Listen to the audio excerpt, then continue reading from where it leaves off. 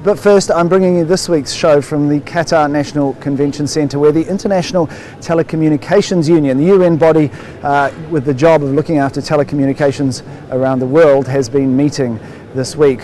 One of the things they've done this week is launch a global index of cyber security, looking at how governments around the world are dealing with the global security threat online.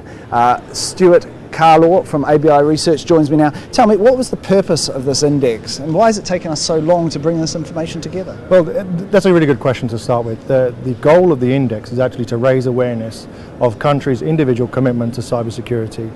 It's not about measuring how effective countries are at dealing with cybersecurity threats. It's really a measure of their commitment to actually improving the global perspective on cybersecurity.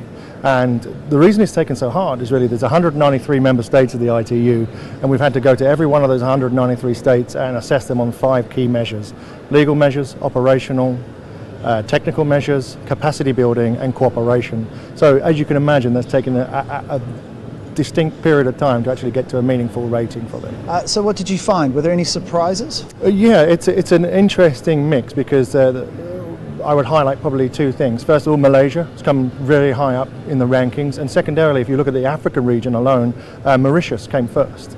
Countries you would not usually ascribe to being leaders in cybersecurity actually are up there with the big nations such as the United States and Canada, for example. So what is it they're doing that's right? Well, they're instituting a lot of good practice around capacity building, so actually certifying more professionals in the art of cybersecurity as one measure. And secondarily, they have very strong legal presence. So if you think about democratized web environment where you're only as strong as your weakest link from a country perspective, they're actually doing a lot of work on creating a legal framework where they can support cyber legislation against cybercrime, on child online protection, and industrial espionage, things like that.